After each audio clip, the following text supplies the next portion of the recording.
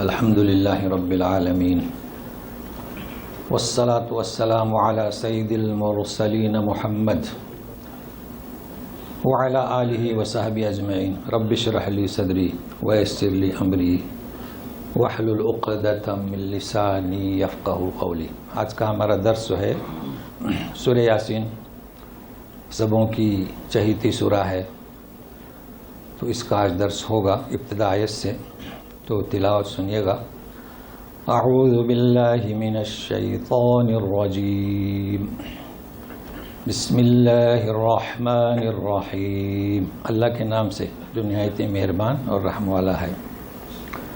یاسین، مد ہوگا، اس کے معنی بموجب قول ابن عباس یا انسان یا رجل یا نبی، حقیقی مراد اللہ ہی بہتر جانتا ہے۔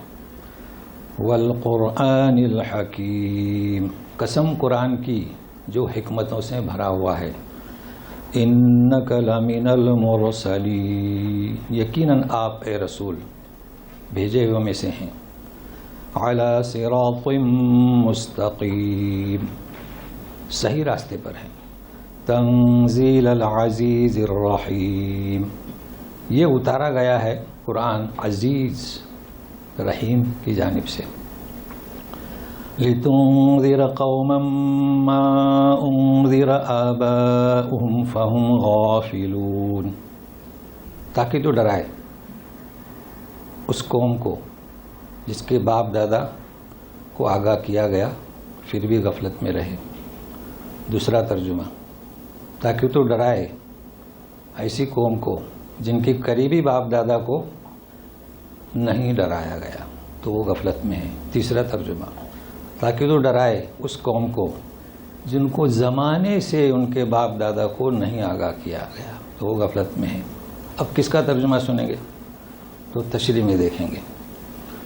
لقد حق القول علی اکثرهم فهم لا یؤمنون، حق القول، ثابت ہو گئی بات اللہ کی، اکثر لوگ ایمان نہیں لائیں گے۔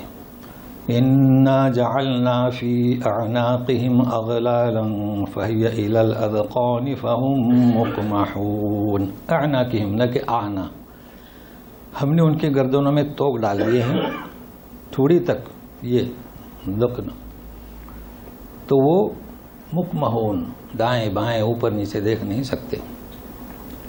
وَجَعَلْنَا مِن بَيْنِ أَيْدِيهِمْ سَدًّا وَمِنْ خَلْفِهِمْ سَدًّا فَأَغْشَيْنَاهُمْ فَهُمْ لَا يُبْصِرُونَ، آگے پیچھے ہم نے آڑ لگا دی، ان کے آنکھوں پر پٹی باندھی، وہ دیکھ ہی نہیں پا رہے۔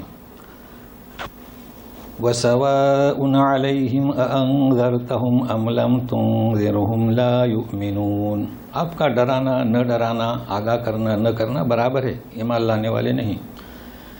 انما تنذر من اتبع الذکر وخشی الرحمن بالغیب فبشرہ بمغفرۃ واجر کریم، آپ تو اسے آگاہ کر سکتے ہیں جو ذکر کی پیروی کرے، الذکر، رحمان سے ڈرے بغیر دیکھے خشوع، تو ایسے لوگوں کو آپ بشارت دیجئے بخشش کی اور بڑے اجر کی۔ انا نحن نحیی الموتى ونکتب ما قدموا وآثارهم وکل شیء احصیناہ فی امام مبین، ہم ہی تو مردوں کو زندہ کرتے ہیں اور لکھتے ہیں جو کچھ آگے بھیجتے ہیں اور جو پیچھے چھوڑ جاتے ہیں، اور ہر چیز کو ہم نے گھیر رکھا ہے امام مبین میں۔ اب کئی چیزیں سمجھنا ہے اس میں، دیکھیے وقت کتنا ساتھ دیتا ہے۔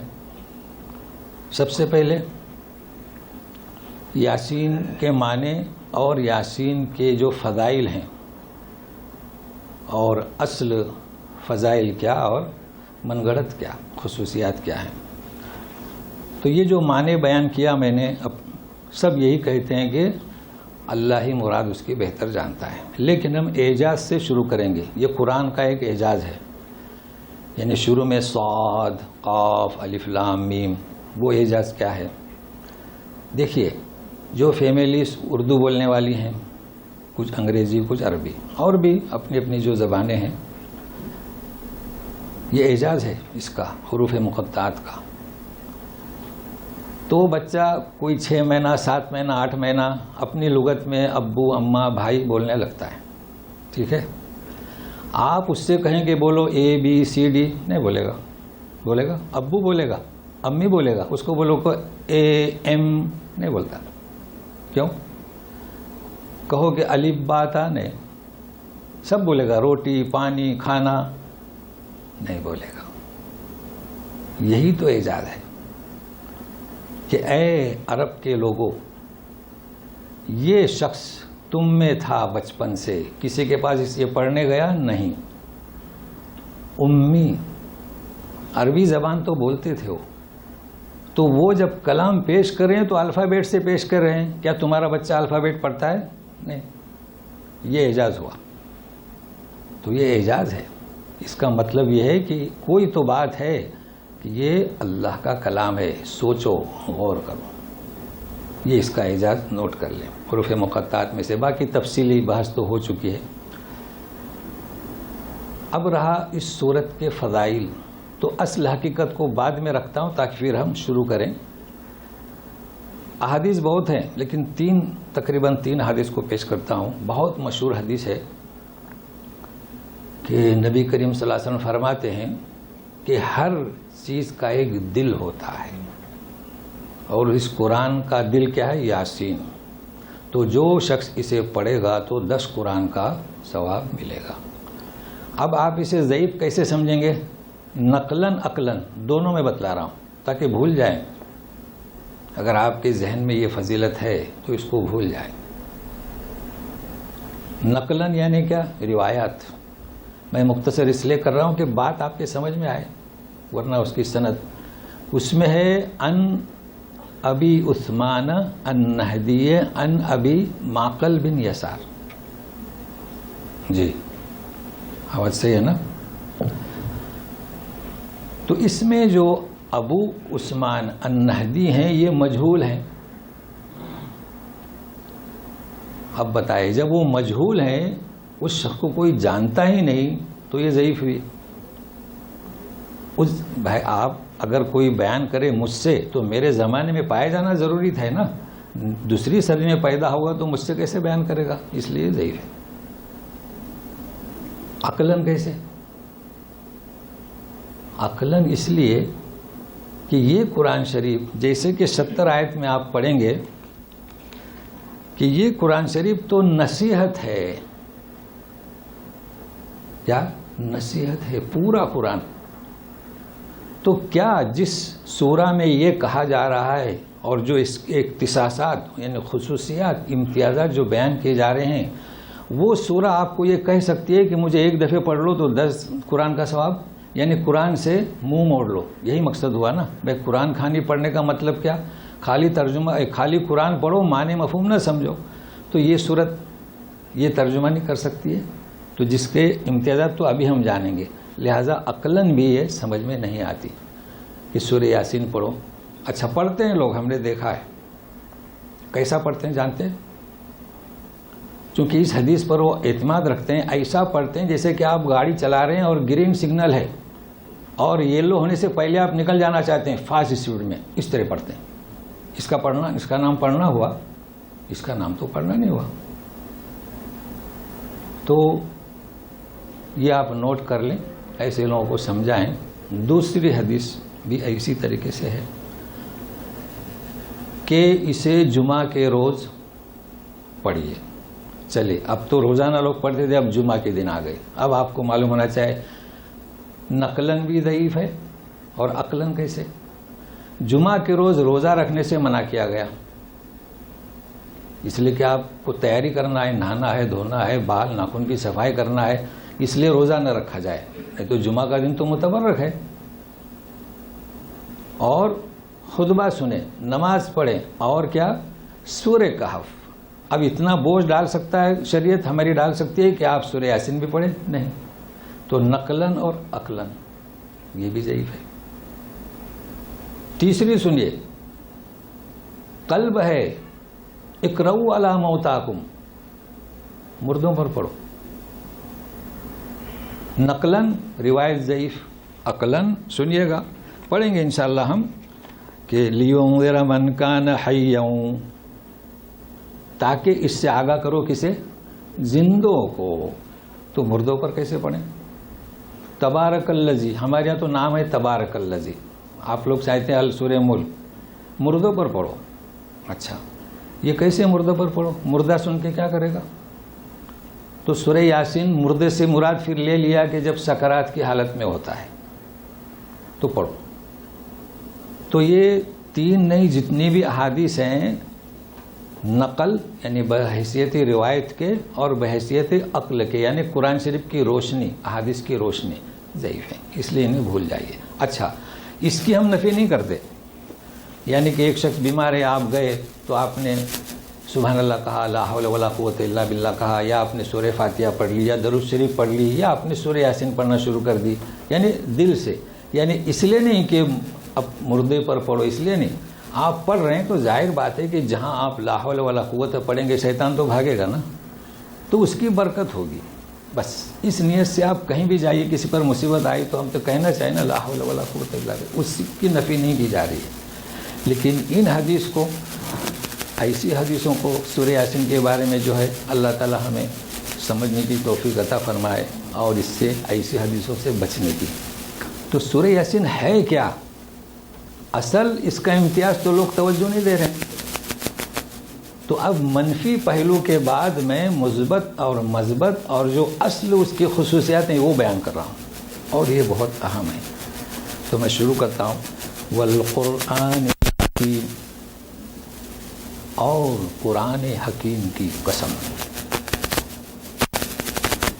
اب یہاں ایک تو قسم کے بارے میں، دوسرا قرآن کے بارے میں، کیونکہ آخر تک سمجھنا ہے. تیسرا قسم کیوں کھائی جا رہی ہے، کس بات پر، 3 چیزیں سمجھنا ہے. دیکھیے قسم اللہ تبارک تعالیٰ اپنے مخلوق کی کھاتے ہیں، قرآن کی، رات کی، دن کی. کیوں کھاتے ہیں قسم؟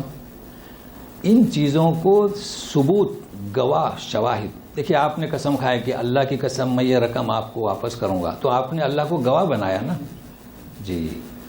تو اللہ تعالیٰ ان چیزوں کو گواہ بناتے ہیں، تو قرآن کو گواہ بنا رہے ہیں. جو قرآن ہمارا ہے اسے گواہی کے طور پر پیش کریں، قسم کھا رہے ہیں. ہمارے لیے جائز نہیں. دیکھیے آپ قسم کھائیں گے اپنے بیٹے کی تو بیٹا وہاں موجود ہے، وہ گواہ کیسے ہو سکتا ہے؟ نبی کی، نبی وہاں موجود ہے.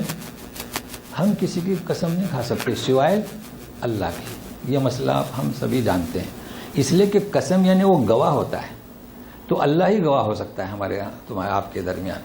اور رہا اللہ تو پیش کر رہے ہیں کہ یہ قرآن کی قسم کھاتا ہوں جس کے الفابیٹ ہی تمہارے لیے معجزہ ہیں، یہ کہا جا رہا ہے. تو یہ تو قسم کے تعلق سے ہوا. ابھی قرآن اور پھر قسم کا جواب آپ کو کتابوں میں ملے گا، جواب قسم. تو کیا مطلب سمجھیں گے اس کا؟ قسم کس بات پر کہی گئی، اور یہاں سے شروع ہوں گے سورہ یاسین کے خصوصیات، امتیازات. تو سنیے قرآن کسے کہتے ہیں؟ تو آپ کہیں گے یہ قرآن. بالکل صحیح. قرآن اسے کہیں گے جو کثرت سے پڑھا جاتا ہے، مقروء، سینے سے. یہ ہے قرآن. اللہ تعالیٰ نے سورہ بقرہ میں ذکر کیا ہے شہر رمضان الذی انزل فیہ القرآن. یہ ہے قرآن. لیکن کیا بیان کیا؟ انزل. دوسری بات یہ نوٹ کر لیں کہ یہ قرآن، اس قرآن کا ذاتی نام ہے. ذاتی نام سمجھتے ہیں نا، ہمارے نام ہے، لیکن ہم میں سے کوئی ڈاکٹر ہے، کوئی انجینئر ہے، یہ تو صفات ہیں. اللہ تعالیٰ کا ذاتی نام اللہ ہے، باقی صفات ہیں. تو قرآن کا ذاتی نام کیا ہے؟ قرآن. سورہ بقرہ. ٹھیک ہے. اور اس کے ساتھ انزل یہ بھی ذہن میں رکھیں. دوسرا اس کا ذاتی نام کیا ہے؟ کتاب. یہ بھی ذاتی نام ہے. سورہ کہف میں الذی انزل علی عبدہ الکتاب، یہ بھی ذاتی نام ہے. پھر صفتیں آتے ہیں، قرآن مجید، قرآن کریم آتا ہے نا جی. یہاں پر بھی انزل. تو انزل انزل ایک ہی ہے. کیا مطلب اس کا؟ نہیں. انا انزلنا فی لیلۃ القدر، لوح محفوظ سے آسمان دنیا پر. یکجا، یکجا صورت پہ اترا، اس کو ذہن میں رکھیں. دو نام ذاتی. اب سنیے جو تھوڑا تھوڑا وہ بھی ذاتی نام. سورہ فرقان میں نزل الفرقان علی عبدی، انزل نہیں ہے، کیا ہے؟ نزل. قطع یقطع تختی، جزار یعنی یہ جو گوشت بیچتا ہے کیا کرتا ہے؟ ٹکڑے ٹکڑے کرتا ہے. تو نزل الفرقان بھی اس قرآن کا ذاتی نام ہے. تو تھوڑا تھوڑا اترا. انا انزلناہ فی لیلۃ القدر، لوح محفوظ سے آسمان و دنیا پر. پھر غار حرا میں نزلنا. سورہ ہجر میں جائیے، اسے بھی یاد رکھیے. انا نحن نزلنا الذکر، ذکر یعنی کیا؟ قرآن. آخری آیت تک یہ الفاظ یاد رکھیے گا. تو 4 ذاتی نام ہوئے. 2 کو بیان کیا انزل یعنی یکجا، اور 2 کو تختی. تو اس میں پیغام کیا ہمارے لیے؟ اب یہاں وہ آئے گا تنزیل العزیز. تھوڑے تھوڑے قرآن کا مقصد اگر اے انسانوں اور ہمارے جو مقتدا ہیں ان کو چیلنج، اگر یہ پڑھنے کے لیے اترتا تو جس طریقے سے لوح محفوظ سے آسمان دنیا پر آیا، غار حرا کی پہاڑی پر آتا اور نبی کریم صلی اللہ علیہ وسلم کو سونپ دیا جاتا. سن رہے ہیں؟ سن رہے ہیں جی؟ پڑھو. کسی کے لیے اترا؟ ٹکڑے ٹکڑے سمجھو اور اس پر اپنی زندگی ڈھاؤ، اس سے متاثر ہو جاؤ. کتاب اترنے کی صورت میں آدمی متاثر ہوگا. آپ نے کسی کو کتاب دی، کیا متاثر ہوگا وہ؟ یہ ہے وہ قرآن. اس قوانین میں اپنے آپ کو ڈھالنے کے لیے، قوانین کو اپنانے کے لیے، مگر نہیں سمجھ رہے. دلائل ان کے آپ جانتے ہیں. جس طرح فرعون نے کہا تھا کہ یہ تو بڑا جادوگر ہے، ویسے یہ کہیں گے کہ آپ بڑے جاننے والے آئے.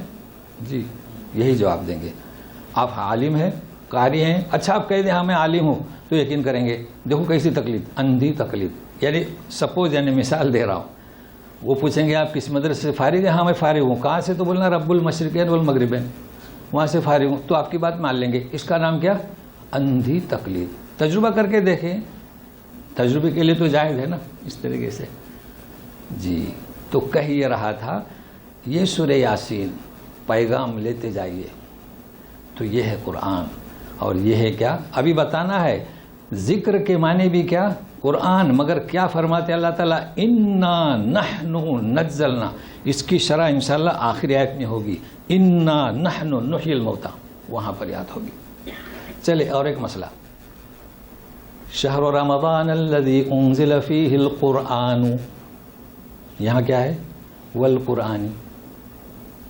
تو چونکہ گرامر سمجھانا ہے، ہمارے حلقے کے ایک صاحب کا جواب بھی دینا ہے، تو اس کو بھی ذہن میں رکھیے. یہ واو جو ہے قسمیہ ہے. واو اپنے بعد والوں کو کیا دیتا ہے؟ زیر دیتا ہے. آپ کیا کہتے ہیں؟ الرحمن. پھر بسم اللہ پر کیا کہتے ہیں؟ بسم اللہ الرحمن. کیوں؟ با نے اس کو زیر لگا دیا. تو اس کو بھی ذہن میں رکھیے. تو آخر میں انشاءاللہ مزید وضاحت ہوگی. اب سنیے گا.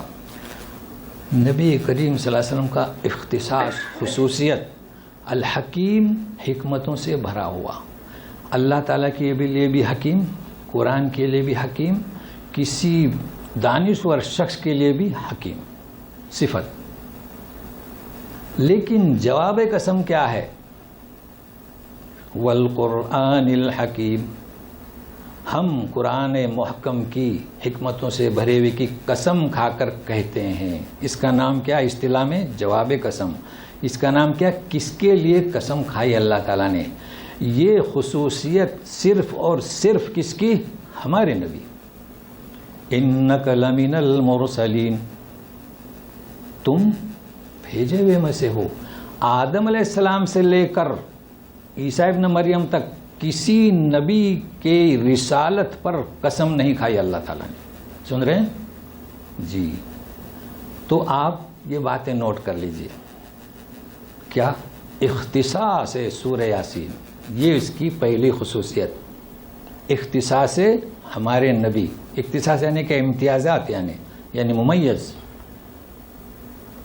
پہلی تو آپ سن چکے ہیں مگر میں آپ کو جوڑ کے دیتا ہوں تسبیح کے دانے میں. اللہ تعالیٰ فرماتے ہیں الحمدللہ رب العالمین، یعنی کیا؟ رب العالمین، سارے جہاں کا رب. تو کیا فرمایا سورہ انبیاء میں؟ وما ارسلناک اے رسول الا رحمتا للعالمین. یہ بھی نوٹ کر لیجئے. تو ہمارے نبی کا امتیاز کیا ہے، خاصیت کیا ہے؟ رحمت للعالمین. کسی نبی کے لیے نہیں فرمایا ایسا. سورہ توبہ میں جائیے، 2 صفات سے نوازا، وبالمؤمنین رؤوف الرحیم. یہ دوسری ہے نا، رؤوف رحیم صفات دے دیا نا. اور سبا میں پڑھ چکے ہیں وما ارسلناک الا کافۃ للناس. یہ بھی ہمارے رسول کی خصوصیت ہے. جتنے بھی انبیاء آئے یہ خصوصیات نہیں، وہ اپنی قوم کے رسول تھے. جانتے ہو آپ سے لوگ پوچھیں گے کہ درس قرآن تو کچھ بیان کیجئے، تو نبی کی شان میں یہ 4 باتیں نوٹ کر لیجئے. اختصاصیات، اور کیا چاہیے آپ کو؟ جب یہاں آتے ہیں تو کچھ آپ کو آسان کر کے دو نا جی. تو یہ 4 خصوصیات ہوئی نا، نوٹ کر لیجئے. انک لمن المرسلین، یہ ہیں وہ ہمارے نبی. ابھی کسے چیلنج کریں؟ اس نبی کو چھوڑ کر دوسرے کی اقتدا کرتے ہیں، پیروی کرتے ہیں. سنیے ابھی، علی صراط مستقیم. یہ کیا ہے صراط مستقیم؟ جواب قسم. اب تو سمجھ گئے نا جواب قسم. قسم کس کے لیے کھائی جا رہی ہے؟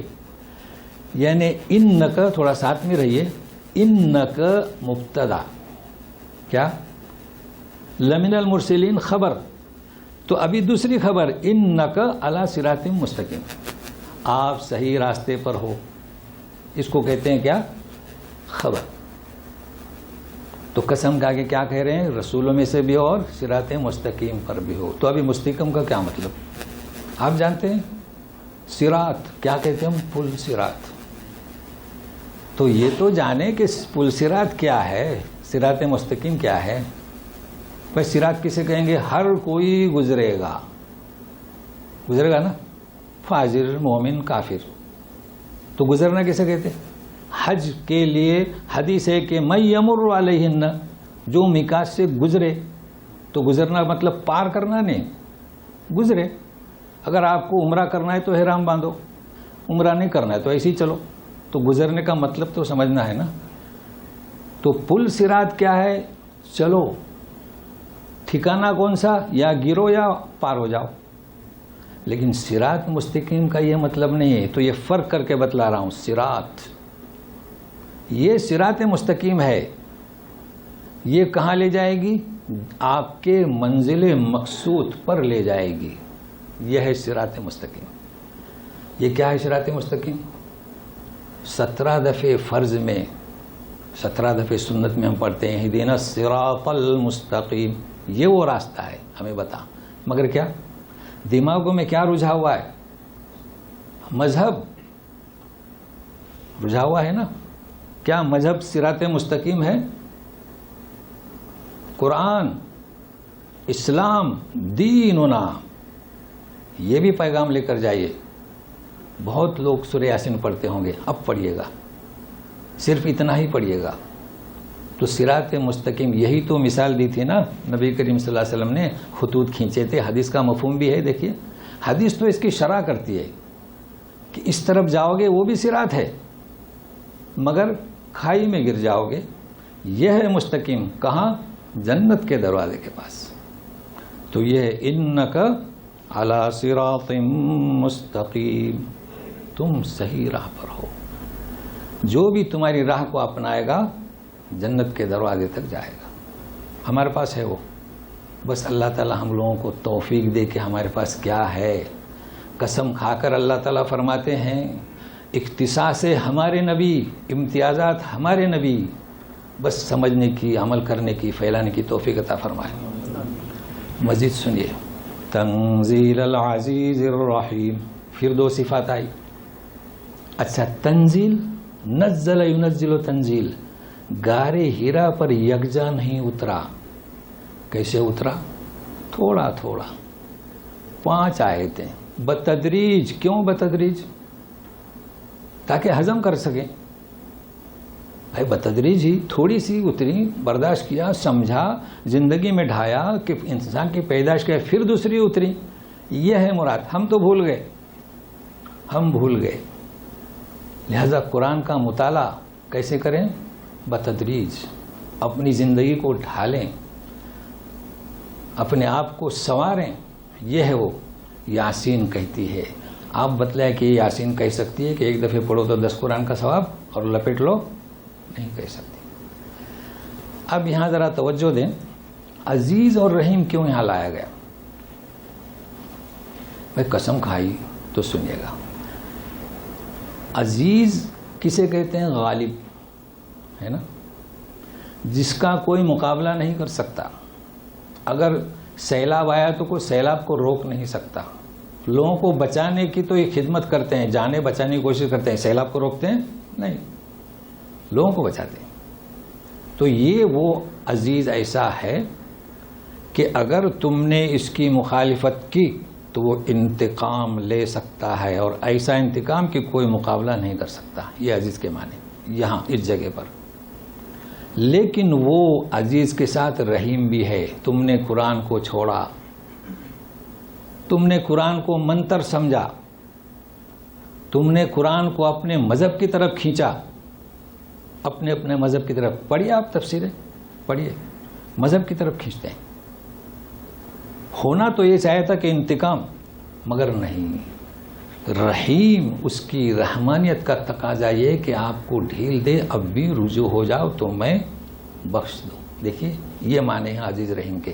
آپ صرف صفات کا مطالعہ کریں نا، آپ کو کسی مذہب کی کتاب کی ضرورت نہیں رہے گی. اب ذرا تیار رہیے سننے کے لیے. وقت کو نہ دیکھیں، ہم اپنے وقت کے اندر ختم کریں گے.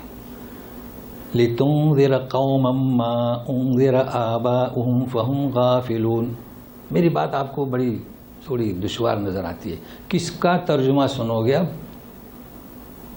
ٹھیک ہے، چلو اتنا تو کریں.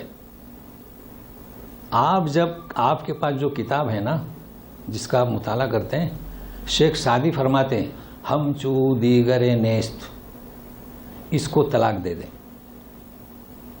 کیا مطلب؟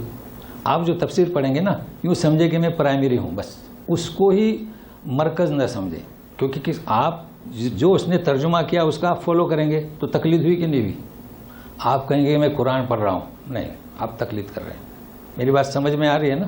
چونکہ آپ کا جو شیخ ہے، استاد ہے یا آپ کا امیر ہے، اس نے ترجمہ کیا ہے تو آپ اس کی تقلید کر رہے ہیں. یہ نہ کہیں کہ قرآن پڑھ رہا ہوں. قرآن پڑھنا کسے کہتے؟ سمجھیں اسے. اچھا، میں آپ کو گرامر سے یہ معنی بتاتا ہوں.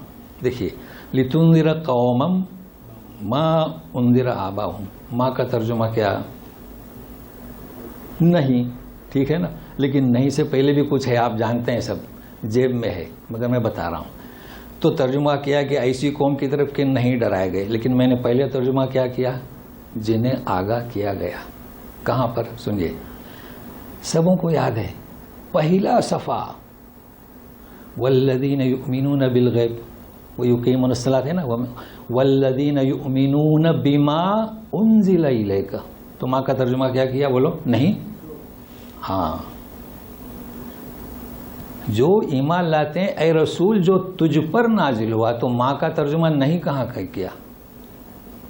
والذین یؤمنون بما انزل من قبلک. تو معلوم ہو آپ کو کہ ماں نافیہ بھی ہے اور موصولہ بھی ہے. تو موصولہ کے معنی جو جن. تو یہاں آپ صرف نہیں کیوں کہہ رہے ہیں؟ اب سنیے، اولاد کس کی تھی؟ ابراہیم علیہ السلام، یعنی نسل سے تھے نا، اور منسوب کرتے تھے. کون سا دین تھا ان کے پاس؟ تو پھر ایسے کیسے کہہ سکتے ہیں کہ انہیں نہیں ڈرایا گیا؟ ابراہیم علیہ السلام کہاں تھے؟ خانہ کعبہ کہاں تعمیر ہوا؟ کیا ان کو آگاہی نہیں پہنچی؟ تو صحیح ہوا. اچھا، اب اس میں تطبیق کیسے کرتے ہیں کہ یہ کنہیں پہنچی تھی؟ ان کے باپ داداؤں کو جو اس وقت موجود تھے. قبیلے بنی جرہم جانتے ہیں نا، قریب میں انہیں نہیں پہنچی. تو ترجمہ سن لیے نا. تو تینوں ترجمے آپ پڑھیں اور آپ سمجھیں کہ وہ بھی صحیح ہے، یہ بھی صحیح ہے. تو اس سے کیا فرق پڑے گا؟ وہ ہم چو دیگر نیس، یعنی ہمارے پاس ایک تفسیر ہے، وہی آخر حرف نہیں. یہ یاد ابھی ہم سیکھ رہے ہیں، لیکن ابھی بہت کچھ سیکھنا ہے اس میں. ابھی آپ نے اختصاص سنا نا رسول کا، کیا سنا؟ وَمَا أَرْسَلْنَاكَ إِلَّا كَافَّةً لِلنَّاسِ. اب آپ کیا جواب دیں گے؟ قومن، ہے نا، تاکہ آپ ایک قوم کو ڈرائیں. وَمَا أَرْسَلْنَاكَ إِلَّا رَحْمَةً لِلْعَالَمِينَ اور وَلِلْعَالَمِينَ نَذِيرًا. قرآن شریف میں جہاں آپ کی دعوت کو عالمگیر اور بین الاقوامی کہا گیا، لیکن یہاں جب مخاطبین قریش ہیں اور عرب ہیں تو قومن کہا گیا. کیا جواب ہے آپ کے پاس اس کا؟ کیا قرآن شریف میں کوئی ٹکراؤ ہے؟ ہرگز نہیں. تو سنیے گا، محفوظ کیجئے گا سورہ یاسین پڑھتے وقت بھی. کیوں قومن کہا گیا؟ عرب لوگوں کا اور مشرکین مکہ، یعنی سب سے پہلے مخاطب کون تھے؟ مخاطب قریش، بعد میں عرب، پھر ساری دنیا. مدینہ میں جا کر کون؟ یہود. یہ سورہ مکی ہے. یہودیوں کے لیے تو ٹھیک ہے، للعالمین نذیرا، چونکہ وہ رسول کی بشارت دیتے تھے. کتابوں میں لکھا تھا اسمہ احمد و محمد. انہیں اعتراض تھا کہ ہمارے یہاں گھر میں پیدا کیوں نہیں ہوا. انہیں کہا جا رہا ہے کہ یہ کافۃ للناس، تورات والے ہوں، زبور والے ہوں، انجیل والے ہوں، سبوں کے لیے. لیکن ایک ایسی قوم زمانے سے، اس لیے ترجمہ کیا نا، زمانے سے ان کے پاس کوئی نہیں آیا، قریب کے باپ دادا کے پاس کوئی نہیں آیا. انہیں کتاب کیا اس کا علم نہیں، نبی کیا اس کا علم نہیں. جو یہ سمجھنے سے قاصر تھے کہ ہماری بستی میں ہمارے لیے ایک نبی پیدا ہوگا، وہ یہ کیسے سمجھ سکتے ہیں کہ کوئی ہمارے گھر میں ہمارا پوتا، ہمارا نواسا بین الاقوامی رسول ہوگا؟ سمجھ سکتے ہیں؟ نہیں سمجھ سکتے. اس لیے انہیں کیسے پکارا جا رہا ہے؟ قومن. تمہارے لیے ہی ہے. دیکھیں فرق ہے. میں کہوں کہ یہ آج کا درس آپ کے لیے ہے، آپ اسے سیو کر لیں، اور یوں کہوں کہ ساری دنیا کے لیے فرق ہوا نا، کافی فرق ہوا. تو یہ ہے قرآن کا کیا؟ اعجاز. کوئی تصادم نہیں، کوئی اعتراض نہیں. اس لیے کہا گیا قومن. ٹھیک ہے. اچھا، انذروا آگاہ کیا گیا، اور فہم غافلون، لیکن وہ غفلت میں ہیں. مطلب یہ کہ نبی آیا یا پہلے باپ داداؤں کے پاس آیا یا ان کے پاس نہیں آیا، بہرحال وہ غفلت میں ہیں. غفلت آپ جانتے ہیں، غفلت یعنی اپنی زندگی کا کوئی مقصد نہیں، اسے کہیں گے غفلت. بے توجہی، غور ہی نہیں کرتے ان کائنات سے کہ آخر ہمیں کس نے پیدا کیا اور کیسے ہم بتوں کی پوجا کریں. یہ مراد ہے. اب سنیے آگے. لقد حق القول على اکثرهم فهم لا يؤمنون. ثابت ہو چکی بات، اکثر پر وہ ایمان نہیں لائیں گے. ثابت ہوئی بات، کیا مطلب؟ مطلب کیا؟ لوگ کہیں گے کہ جب بات ثابت ہوئی، بسم اللہ. آپ جانتے ہیں تقدیر اور تدبیر میں فرق ہے. سب سے پہلے ثابت کیا ہوئی؟ شیطان نے اجازت مانگی تھی نا کہ میں گمراہ کروں گا دائیں بائیں آگے پیچھے. اللہ تعالیٰ نے اسے مہلت دے دی، اور کیا فرمایا؟ لَأَمْلَأَنَّ جَهَنَّمَ مِنَ الْجِنَّةِ وَالنَّاسِ أَجْمَعِينَ. ثابت ہو گئی. یہ ہے بات کہ یہ قرآن اللہ کی کتاب، اس کے بعد جو ایمان نہیں لائے گا، ثابت ہو گئی. مگر کیا کہہ رہے ہیں؟ اکثرهم علی اکثرہم فہم لا یؤمنون. تو یہ تقدیر اور تدبیر میں سمجھنے کے قریب کر رہا ہوں، بہت اہم آیت ہے. سنیے کیا ثابت ہوا. جب ایک اللہ تعالیٰ کا علم، اسے ہم کیا کہیں گے؟ علم ازلی، کہ ایمان لانے والے نے ختم اللہ علی قلوبہم وعلی سمعہم وعلی ابصارہم گھسا ہوا ہے نا. تو یہ چیز تو آپ جانتے ہیں کہ جب انسان میں کوئی رغبت نہ ہو، تڑپ نہ ہو، اپنے حواس خمسہ کو استعمال نہ کرے تو ان پر مہر لگ جاتی ہے. لیکن آج کچھ اور چیز ہے، چونکہ سورہ یاسین ہے، اس سے اختصاصات ہیں. سنیے گا. ایک طبیب ہے، طبیب بولو تو ڈاکٹر ہے. ایک شوگر کا مریض اس کے پاس گیا، کہا کہ مجھے شوگر کی بیماری. ڈاکٹر نے کیا کہا کہ شکر، چاول اور آلو سے بچو، نہیں تو مر جاؤ گے. یہ علم کس کو ہے؟ ڈاکٹر کو ہے, مریض کو نہیں. تو کیا ڈاکٹر اسے یہ کہہ رہا ہے کہ تم اس سے نہ بچو اور مر جاؤ؟ نہیں, وہ تو علمی بات کہہ رہا ہے. اگر تم نے یہ حرکت کی تو کچھ لوگ پرہیز نہیں کرتے ہیں, ڈاکٹر کو کیا ہے کھاؤ, وہ بیچارے پریشان ہوتے ہیں. تو کہنے کا مقصد کہ ایک ہوتا ہے علم اور اس کا اثر ہوتا ہے. تو وہ ڈاکٹر جو اثر ہوگا اس کا مالک نہیں اور نہ اس کی چاہت ہے, وہ صرف آپ کو علم بتاتا ہے. تو اللہ تعالیٰ نے اپنے علم ازلی سے یہ بتایا کہ یہ بات کب ثابت ہوگی؟ جب تم رغبت نہیں کرو گے. لیکن ثبت کی ایک بہترین ایک واضح مثال اور بھی دیکھیے, سورہ لہب یا مسد کہتے ہیں, تبت یدا ابی لہب وتب نازل ہوئی نا. ام جمیل جو ہے کانٹے لا کر بچھاتی تھی, سورہ نازل ہوئی, چیخنے لگا. مگر دیکھو ثبت, اس کو یاد رکھے, لقد حق القول, قول ثابت ہو گیا. اگر وہ ہوشیار ہوتا, اگر وہ ذکی ہوتا, اچھا میرے بارے میں ہلاکت, ثبت القول لا الہ الا اللہ محمد رسول اللہ کہتا نفاق کے طور پر, اور کہتا کہ دیکھو تمہاری آیت نعوذ باللہ جھوٹی ہے. مگر ایسا کہہ سکا نہیں. کیوں؟ حق القول, ثبت القول, یہ ہے حق القول. لیکن حق القول کیوں؟ اللہ کا علم ازلی, جس طریقے سے ڈاکٹر کا علم ازلی, اس نے اسی چیز کو اختیار کیا. جس طریقے سے مریض شکر, آلو اور جو بھی چیزیں تو میں نے مثال دیا استعمال کرے گا تو ہلاک ہو جائے گا. تو اس نے چونکہ توحید کے مخالف اسی شر کو اختیار کیا. یہ مطلب ہے لقد حق القول علی اکثرہم فہم لا یؤمنون, وہ ایمان لانے والے نہیں. تو یہ کئی دفعے ہو چکا ہے, مگر آج کچھ انداز اس کا نرالا ہے. اب سنیے مزید, اِنَّا جَعَلْنَا فِي أَعْنَاقِهِمْ أَغْلَالًا فَهِيَ إِلَى الْأَذْقَانِ فَهُمْ مُقْمَحُونَ. یہ گردن تو آپ جانتے ہیں, اغلال یعنی تو, اذقان رکن کی جمع ہے. اس کو آج کل یہاں دگن بولتے ہیں, ہم لوگ ٹھڈی بولتے ہیں. تو مقمحون کسے کہتے ہیں؟ دیکھیے, اگر یہاں تک پلاسٹر مارا جائے تو تھوڑا چوڑا ہو, اگر چھوٹا سا ہو نا تو وہ ایسا دیکھ سکتا ہے. لیکن اگر چوڑا ہو, یہاں سے یہاں تک پہنچ جائے, اب وہ نہ ادھر گھومے گا, نہ ادھر, نہ اوپر نیچے. یہ مراد ہے. یہ اصل میں استعمال ہوتا تھا اونٹ کو جب رسی باندھتے ہیں نا تو پیچھے کی طرف موڑ دیتے ہیں اس کو اور رسی باندھتے ہیں. اب وہ کدھر دیکھ ہی نہیں سکتا ہے. تو مطلب یہ ہے کہ ہم نے توق ڈال دیا کس کا؟ انہوں نے جو ضد کی, ہر دھرمی کی وجہ سے اب انہیں کچھ نظر نہیں آتا. یہ مقمحون ہے. اللہ تعالی ہم مسلمانوں کو محفوظ رکھے اس سے, چونکہ ہمارے مسلمانوں کے گلے میں بھی توق ہے. وہ قرآن کی بات ہی نہیں کر رہے ہیں. کس کی بات کر رہے ہیں؟ مذہب کی.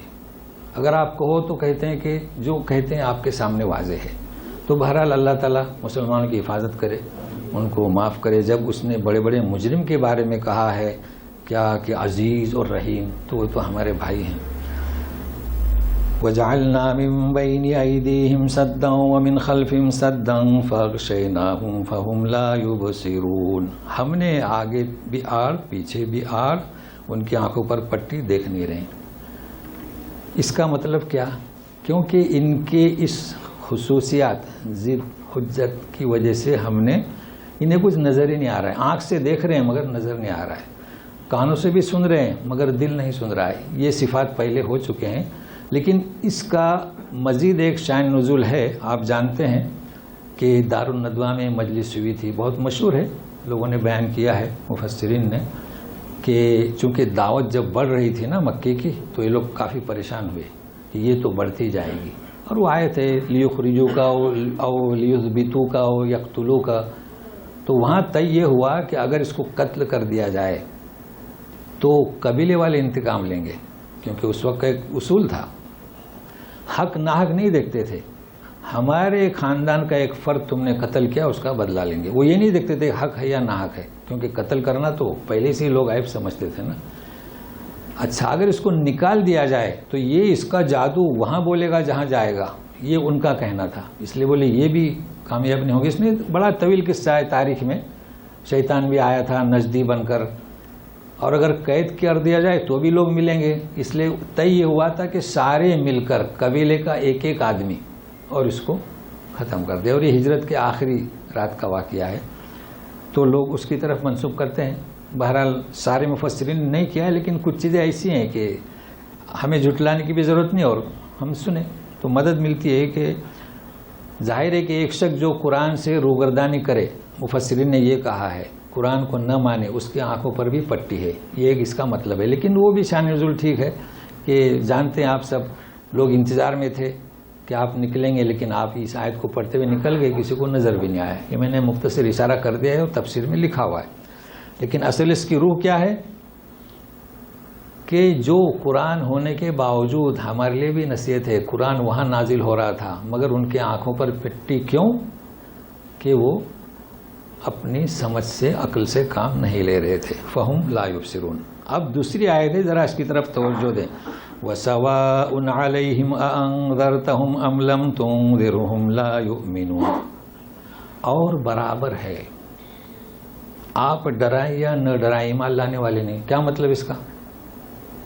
یعنی آپ ڈرائیں تو بھی ایمان لانے والے نہیں، آپ نہ ڈرائیں تو بھی ایمان لانے والے نہیں. اس کا مقصد یہ نہیں کہ آپ ڈرائیں یا نہ ڈرائیں، یہ مقصد نہیں ہے. جیسے کہ ہم لوگ اصلاح معاشرہ کرتے ہیں نا اڑوس پڑوس میں، وہ یہی جواب دیتے ہیں کہ آپ مدرسے فارغ ہیں، یا ہے کہ آپ کیا ہمارے امام صاحب سے زیادہ سمجھتے ہیں، یہی کہتے ہیں نا.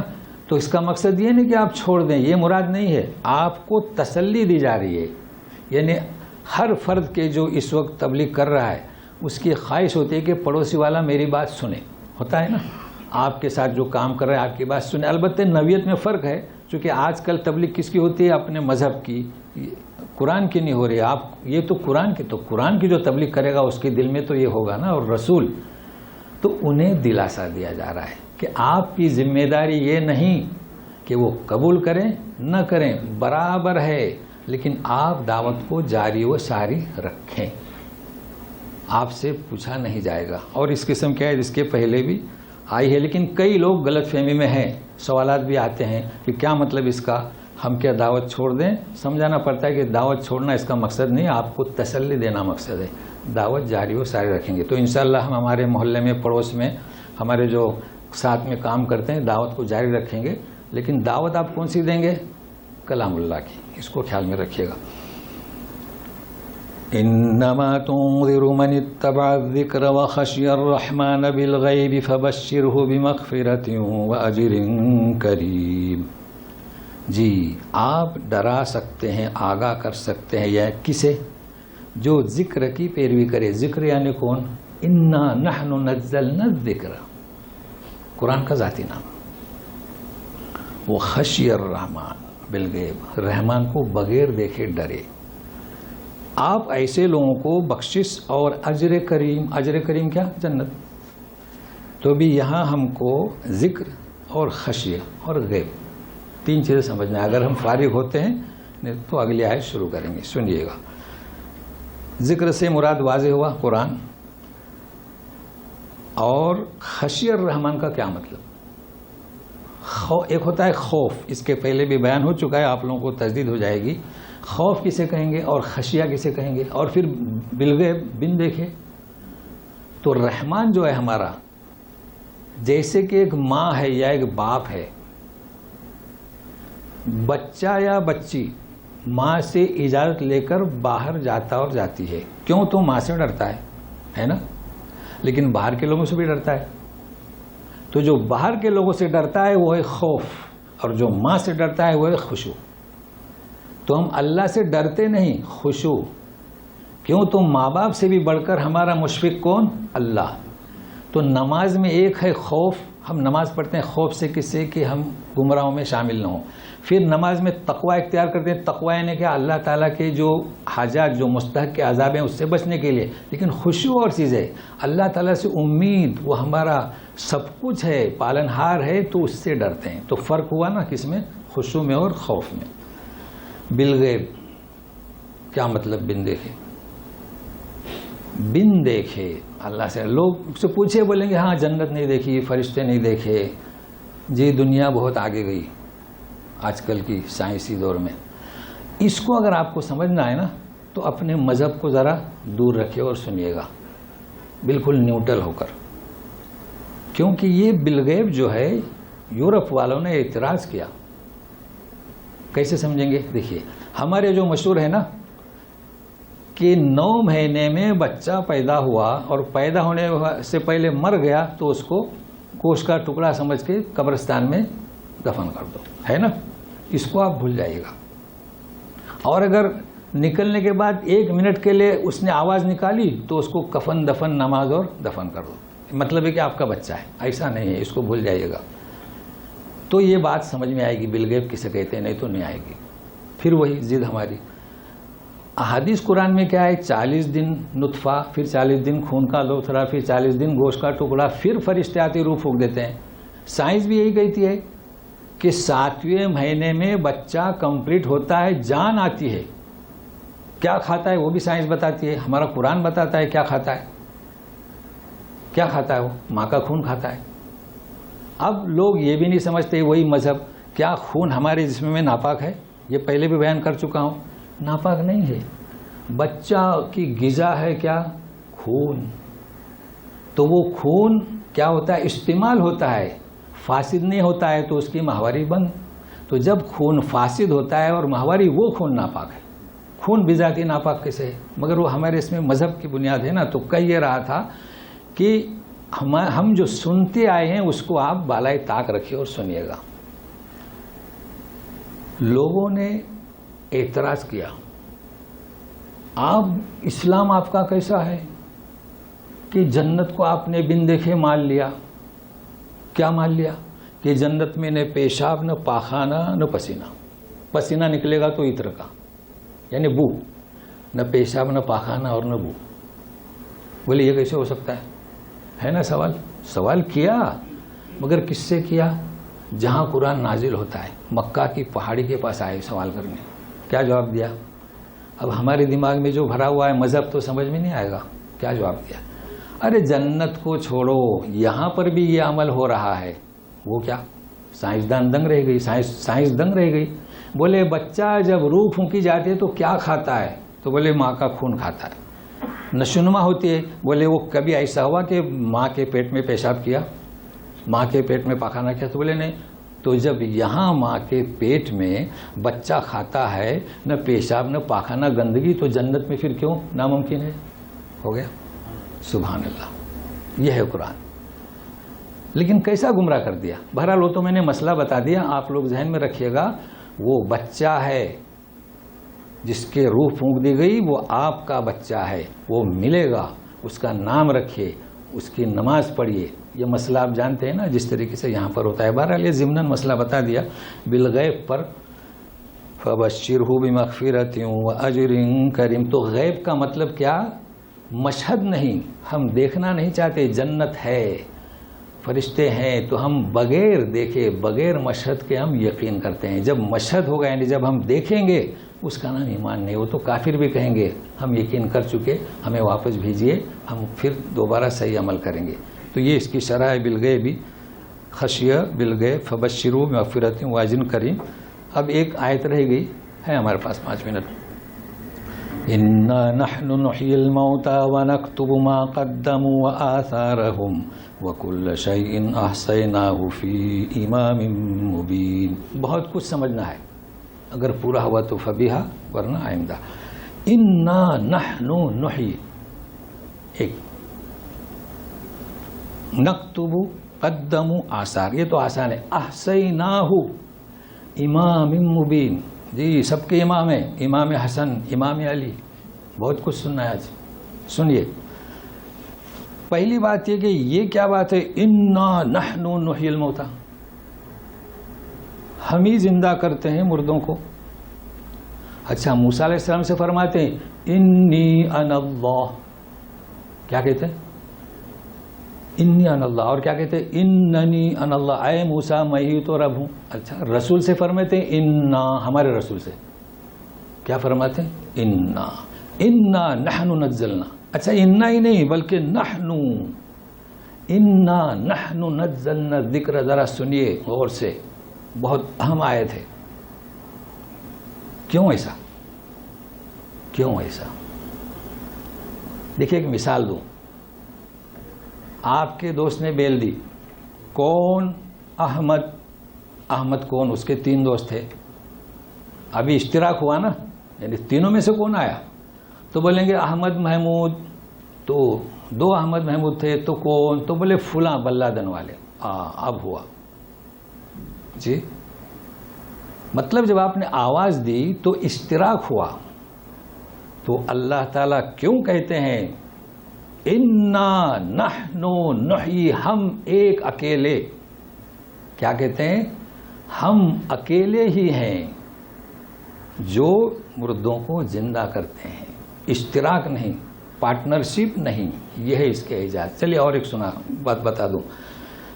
اللہ تعالیٰ فرماتے ہیں موسیٰ سے انی انا اللہ, رسول سے فرماتے ہیں انا. اس میں کیا فرق ہے؟ جب اپنی ذات کو پیش کرتے ہیں تو کہتے ہیں اکیلا, ذات کو انا نہیں فرماتے. کس کو؟ ذات سمجھتے ہیں نا. ہاں, اننی انا اللہ. جب فعل بیان کرتے انا انزلناہ, لوہے محفوظ سے آسمان دنیا پر اتارا, تو کیا ہے؟ فعل ہے. تو جب فعل کی بات کرتے ہیں تو انا, اور جب تاکید کی بات ہوتی ہے کہ ہم ہی, تو انا نحن نحیی. فرق سمجھ میں آیا؟ ابھی آپ کے بچے اگر بولیں گے اللہ بڑے ہیں تو نہیں, اللہ کی ذات اللہ بڑا ہے. اللہ کھلاتے ہیں تو صفات ہیں. تو یہ نوٹ کر لیں, اللہ کی ذات تو مفرد سنگل. تو بہرحال ابھی سنیے, نکتبو ما قدموا و آثارہم. قدموا یعنی کیا؟ جو ہم ابھی نیک عمل کرتے ہیں. آثارہم یعنی کیا؟ بچوں کو لاتے نہیں نا. ہم بھی بچپن میں جاتے تھے تو ہمیں عادت بنی قرآن کی, تو کہاں ہیں بچے آپ کے؟ نہیں ہیں. یہ آثار, یعنی جب باپ دیکھے, بیٹا دیکھے گا کہ میرا باپ مسجد میں جاتا ہے, دینی محفل میں جاتا ہے, یہ آپ آثار چھوڑیں گے. بہرحال یہ میں نے سمجھانے کے لیے بتایا. قدم یعنی آپ جو عمل کریں, نماز پڑھیں, تبلیغ کریں, اور آثار یعنی آپ کے بچے آپ کی وجہ سے جو نیک کام کریں گے, یہ کیا ہے؟ یہ آثار ہیں. حدیث ہے اذا مات ابن آدم انقطع عمله الا من ثلاث. کوئی آپ نے مسجد بنائی, کوئی تعلیم دی, کوئی لڑکا ہے, اولاد ہے, لڑکا لڑکی جو دعا کرے, تو یہ سمجھنا بہت آسان ہے. کیا؟ قدموا و آثارہم. تو اللہ تعالیٰ ہمیں ہمیشہ توفیق دے قدموں کی بھی, اور آثار بھی ہم اچھے چھوڑیں. بچوں کو ساتھ میں لیجئے, نماز کے لیے بھی, دینی محفلوں میں بھی. لیکن ابھی 2 چیزیں باقی ہیں, احسینہ اور امام مبین. کیا ارادہ ہے آپ کا؟ 2 چیزیں باقی ہیں, احسینہ اور امام مبین. تو بہت ضروری بھی ہے. احسینہ کا کیا مطلب اور کتبنا کا کیا مطلب؟ بہت ساری نعمتیں لا تحصوہا. اللہ تعالیٰ نے یہ اوپر تو فرمایا کہ نکتبو, ہم لکھتے ہیں. کون لکھتا ہے؟ فرشتے. لیکن یہاں یوں کیوں نہیں فرمایا کتبناہ احسیناہ؟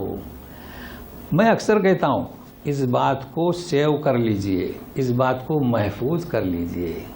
تو سننا اور ہے, محفوظ کرنا اور ہے. سنتے سب ہیں, بعد میں بھول جاتے ہیں. تو جو سننے کے بعد محفوظ کرے گا یہ احصا ہے.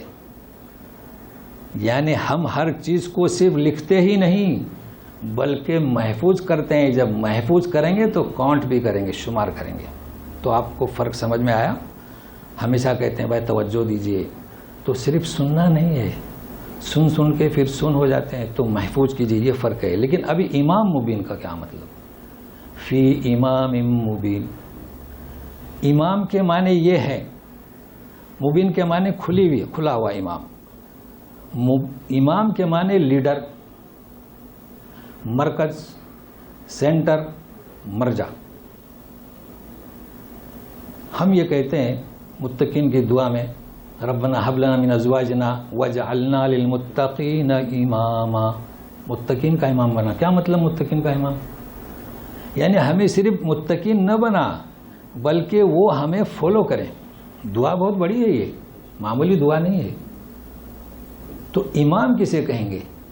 مرجع. دیکھیں ہم کسی کو بھی امام بناتے ہیں, وہ حافظ ہوتا ہے نہیں, قاری ہوتا ہے نہیں, امام نہیں, تو کوئی بھی آگے ہو گیا تو آپ اس کی اقتدا کریں گے. تو وہ ہے کہ جس کی اقتدا کی جاتی ہے مقتدا, وہ ہے امام. تو ہمارا امام کون سا؟ کتاب. اور یہ کتاب کون سی؟ لوح محفوظ. ہر چیز کہاں ہے؟ لوح محفوظ میں لکھا جا رہا ہے, لکھا گیا ہے. لیکن ابھی سننے کے لیے تیار رہیے. کیا؟ امام علی. کہاں سے ان کو غلط فہمی ہوئی؟ ہمارے یہاں کچھ لوگ ایسے ہیں جو کہتے ہیں کہ کیا مولائے کائنات علی، ہمارے گروپ میں بھی آتے ہیں، وہ کیسی میں بھی جاتی ہیں، چونکہ لوگ تقلید کرتے ہیں اور انہیں پتہ ہی نہیں کہ ہم تقلید کر رہے ہیں۔ جیسے میں نے کہا نا کہ ہمیں چاہے کہ ہم سیکھتے رہیں، قرآن سے رجوع کریں۔ رب العالمین کائنات کا رب، رحمت للعالمین کائنات کے لیے رحمت۔ مولا علی کو وہ کائنات کا مولا کیوں کہتے ہیں؟ وہ ان کا یہ کہنا ہے کہ اللہ تبارک تعالیٰ نے، دیکھو ان کی تفسیر کر رہا ہوں، اب ان کی جب تفسیر پڑھتا ہوں تو یہ معلوم ہوتا ہے نا، وہ کیا کہتے ہیں کہ اللہ تبارک تعالیٰ فرماتے ہیں کہ ہر چیز کو ہم نے اس امام علی میں محفوظ کر دیا۔ ابھی آپ کے سمجھ میں نہیں آئے گا چونکہ آپ نے دیکھا نہیں، ہم نے دیکھا ہے۔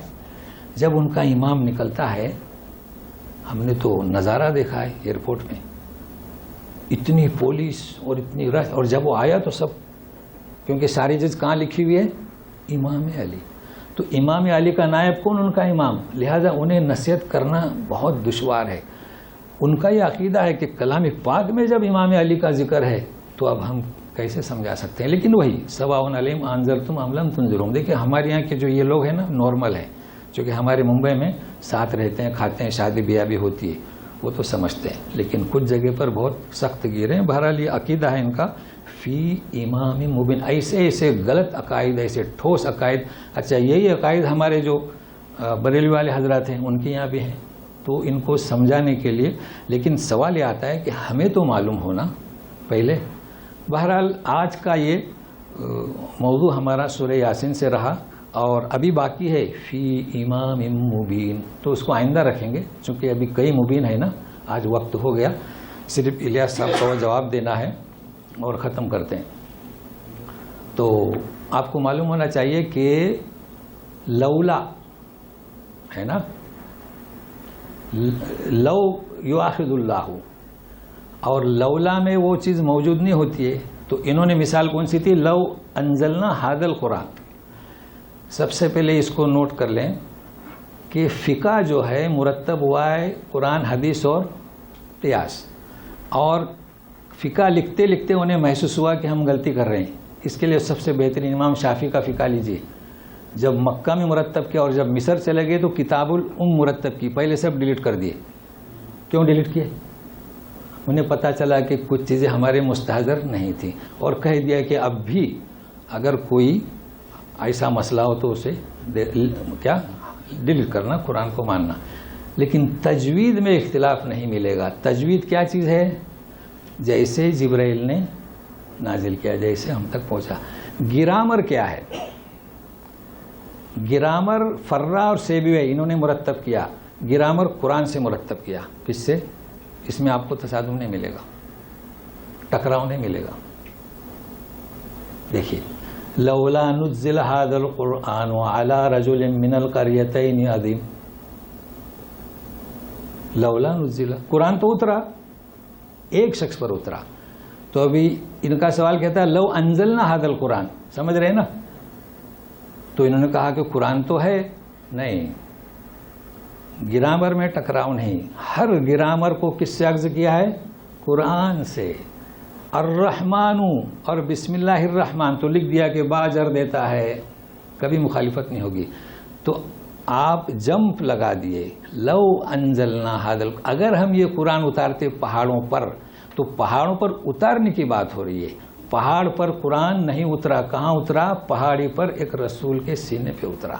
تو جو آپ سمجھ میں آیا، تو گرامر کے لیے محنت کریں گے تھوڑی تھوڑی، کیا تو اتنا ہی کافی ہے۔ اللہ تعالی ہم سب لوگوں کو سمجھ دے، عمل کرنے کی۔ اعوذ باللہ من الشیطان الرجیم۔ انا نحن نحیی الموتى ونکتب ما قدموا وآثارهم وكل شيء احصیناہ فی امام مبین۔ تو ابھی ایک ہی مبین ہوئی ہے، تو یہیں سے شروع کریں گے آئندہ دوسری مبین۔ تو سوالات آپ کے آئندہ رکھیں۔ سبحانک اللہم و بحمدک، اشہد ان لا الہ الا انت، استغفرک و اتوب الیک۔ صرف اشارہ کر دیں سوالات کا اگر ہے تو۔ وقت ہو چکا زیادہ، 5 منٹ ہی بند کر دیں۔